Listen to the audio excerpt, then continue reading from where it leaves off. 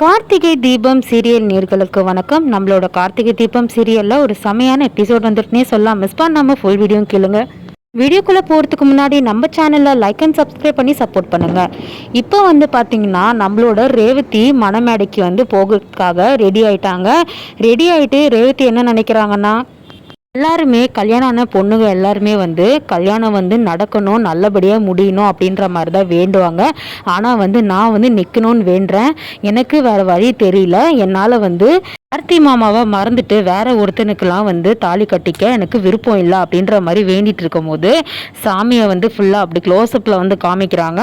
அதுக்கப்புறம் பார்த்தீங்கன்னா இப்போ நம்மளோட மருது ஆக்சிடென்ட் பண்ண ஒரு பொண்ணை தான் காமிக்கிறாங்க. நம்ம கார்த்தி வெயிட் பண்ணிட்டு இருந்தாரு, எப்போ தான் இந்த பொண்ணு கண்ணு முழிக்கும், நம்ம இந்த பொண்ணை சாட்சி சொல்ல வைக்கலாம், அப்படி நேரில் சொல்ல முடியலனா கூட ஒரு வீடியோ எடுத்து அதை போலீஸ் காமிச்சு அந்த சாட்சியை நம்ம தயார் பண்ணலாம் அப்படின்னு சொல்லிட்டு நினச்சிட்டு இருந்தாரு. இப்போ அதே மாதிரி பார்த்தீங்கன்னா நம்ம ரேவதிக்கு காப்பாற்றுறதுக்கு பார்த்தீங்கன்னா அந்த பொண்ணு கண்ணு முழிச்சிருக்காங்க.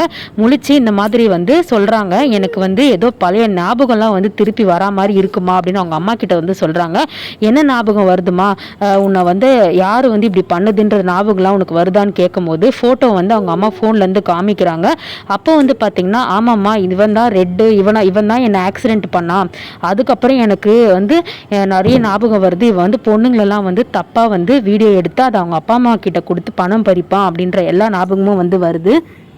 இன்னொரு விஷயம் பார்த்தீங்கன்னா நம்மளோட அந்த பொண்ணு சொல்கிறாங்க அவங்க அம்மா கிட்ட, உடனே கார்த்தி சாருக்கு ஃபோன் பண்ணுங்கம்மா, ஃபோன் பண்ணிவிட்டு நான் எனக்கு பழைய ஞாபகம் வந்துருச்சு, போய் சாட்சி சொல்லி இந்த கல்யாணத்தை நிப்பாட்டலாம் அப்படின்ற மாதிரி சொல்கிறாங்க. அவங்க அம்மாவும் என்ன பண்ணுறாங்க, ஃபோன் பண்ணுறாங்க.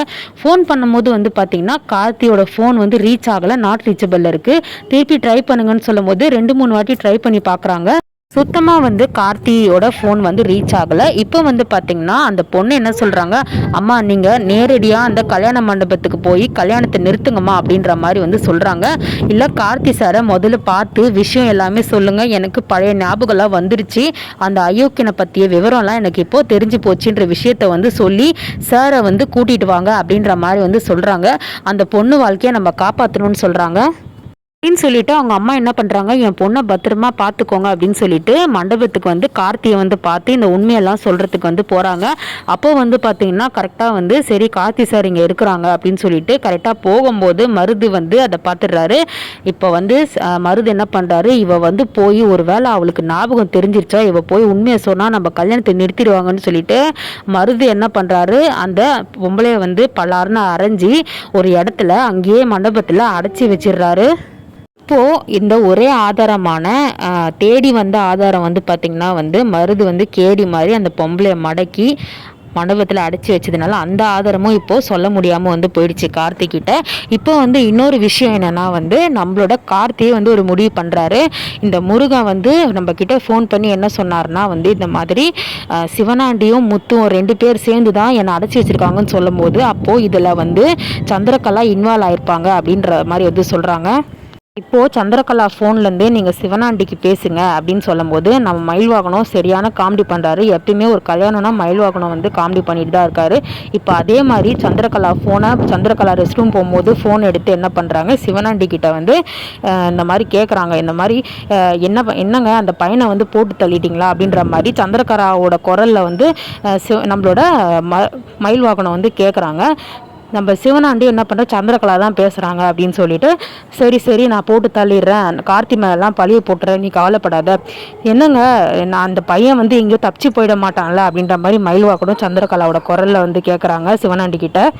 இதெல்லாம் உன்னே தப்பிச்சு போக மாட்டான் சந்திரா, அப்படி போகாத இடத்துல தான் நான் வச்சிருக்கேன், நானும் மாமாவும் எதுக்கு இருக்கோம், அவனை பாதுகாத்து இந்த கார்த்தியை ஒரு வழி பண்ணுறதுக்கு தானே இருக்கேன், உங்கள் அக்கா அவமானப்படணும், அதுதான் நம்மளுக்கு இப்போ முக்கியமாக அந்த கார்த்தியும் ஜெயிலுக்கு போகணும், அதுக்கு தானே இப்போ நாங்கள் போராடிட்டு இருக்கோம்னு சொல்லும் போது சரின்னு சொல்லிட்டு அப்படி எங்கெங்க வச்சுருக்கீங்கன்னு சொல்லிட்டு தகவலை அப்படியே நைஸாக கேட்குறாரு நம்மளோட மயில்வாகனம் சந்திரகலா வாய்ஸில்.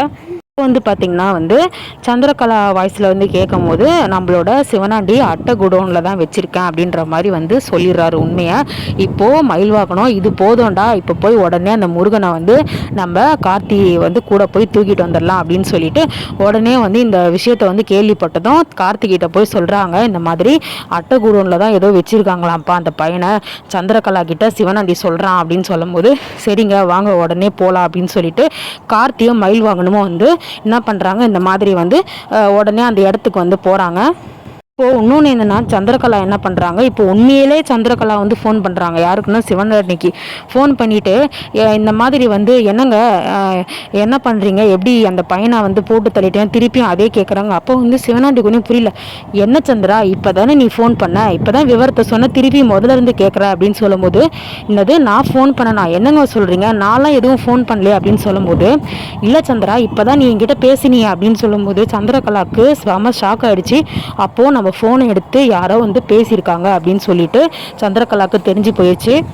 சந்திரகலா பயங்கரமாக ஷாக் ஆகி, அப்போது நீங்கள் வந்து உண்மையை வளரிட்டீங்களா அப்படின்னு சொல்லும் போது, ஐயோ என்ன சந்திரா சொன்ன, நீ உன்னோட குரலில் நீ தான் பேசின மாதிரி இப்போ யாரோ பேசினாங்களே அப்படின்னு சொல்லும்போது, நான் பேசவே இல்லைங்க இப்போ தாங்க நான் ஃபோன் பண்ணுறேன்னு சொல்லும் போது நம்மளோட சிவனாண்டிக்கு தலையை பிச்சுக்குது, ஒன்றுமே வந்து புரியல.